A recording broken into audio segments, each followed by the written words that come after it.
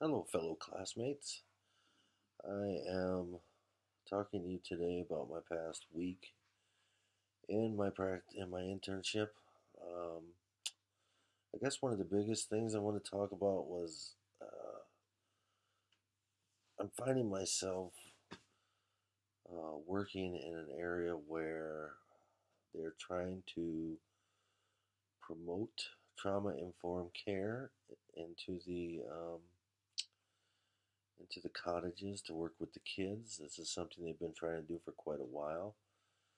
I'm finding myself mixed in with people that have worked there for quite a while that believe in, well, let me back up. If you don't know what trauma informed care is, it believes that every child at some point, or most children at some point, have dealt with some kind of trauma. So we try to treat these kids as individuals and not try to have a total structure for every single kid, every single resident. So if a mistake is made, they're dealt with individually and they do like moral restitution rather than consequences. And even if they get consequences, it needs to meet what they did. The next day they start over. They don't continue with consequences because can't, most of the kids that I work with can't even, doesn't put together that the consequences came from last night or even why.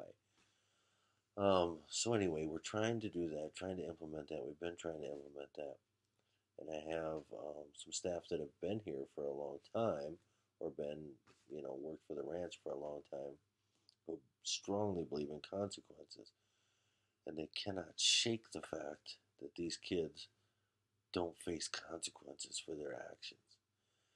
Um, and it's not that they don't face consequences; it's just they don't face the old consequences where you get a 72-hour grounding or a 24-hour grounding, or some of these kids have traumatic brain injuries. When you tell them 2 days later that they're grounded for something they did 2 days ago and they don't even remember what it was or can't put it together, how is that beneficial to the child? So I find myself stuck in between a bunch of people that want trauma informed care and a bunch of people that are still pushing the fact that they want to work the way they used to work and give consequences no matter what. I can see that it's slowly moving towards the trauma informed care, but it just makes it difficult for the kids and for the new workers that start there, um, who are trying to understand the trauma informed care while listening to the older staff that still continue with the um, consequences. But I think that we're basically down to one cottage out of the five that still promotes consequences, and not promotes it, but you know what I mean. And it just makes for a tough time. Um, I think we're really moving in a positive direction. Um, I just think that it's hard for the kids sometimes because they get some consequences one day, and then you get one person that just continues to give, well, not consequences, but trauma informed care, the way of trauma informed care, and you get another one that the next day it's 72-hour FL, and then our grounding, and then we have to discuss it and take it back. It's just, it makes it hard. And so I'm really pushing, even, with the staff there, because I'm more trauma informed care.